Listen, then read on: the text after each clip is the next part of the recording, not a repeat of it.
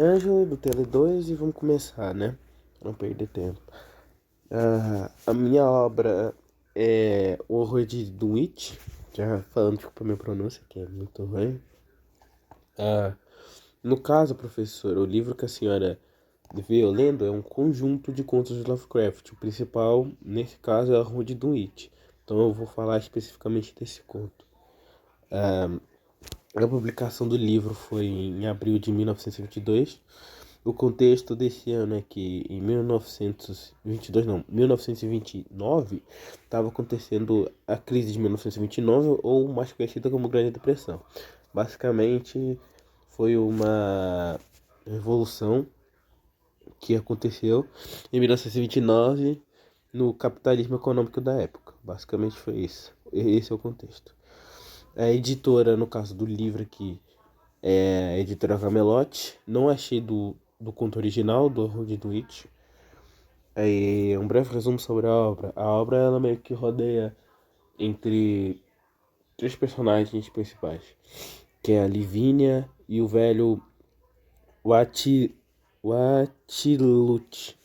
Velho Watilut. Desculpa a minha pronúncia, é muito ruim mesmo. Aí, a obra, né, ela consiste no seguinte.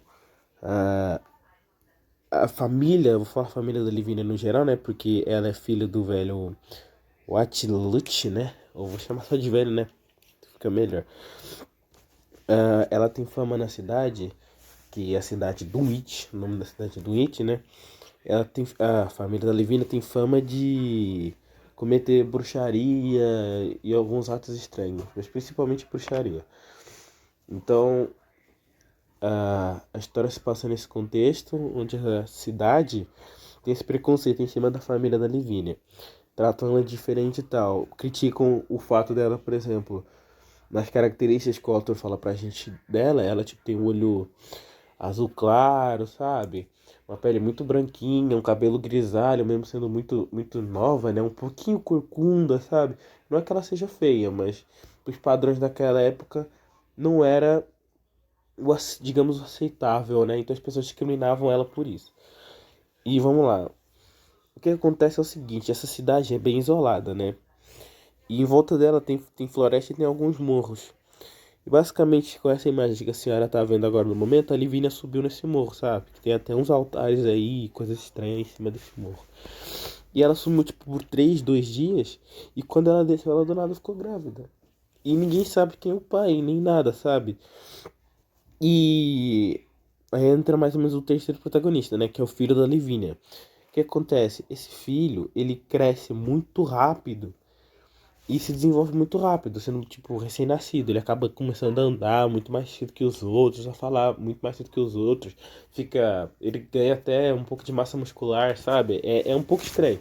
Só que depois do nada ele começa a regredir, parece. A fala dele começa a ficar mais mórbida, sabe? A feição dele começa a deformar. Ele começa até a ficar mais magro, aquela massa muscular que ele ganhou, ele começa a perder, ele fica pálido, sabe? Ele fica muito estranho. E a história se passa basicamente falando sobre esse filho, como esse filho é estranho, né? Só que eu não li até o final, eu li só até o capítulo 7, então mais ou menos até o capítulo 7, o mistério tá sendo o seguinte, tá sumindo o gado da cidade, com marcas de, né, dentes nesse gado. É o que eles sabem. Dos gados que eles conseguiram resgatar, digamos, tá tendo essa semelhança entre eles. E, né, tudo indica que parece que seu filho da Livínia, né? Mas beleza. É basicamente isso mesmo. Agora, o autor é Lovecraft, né? Mas na verdade não é Lovecraft, é Howard Phillips Lovecraft, ou por um cima, digamos, Lovecraft, né? Ele sempre gostou muito de terror, porque quando Lovecraft tinha 3 anos de idade, seu pai era caixeiro viajante.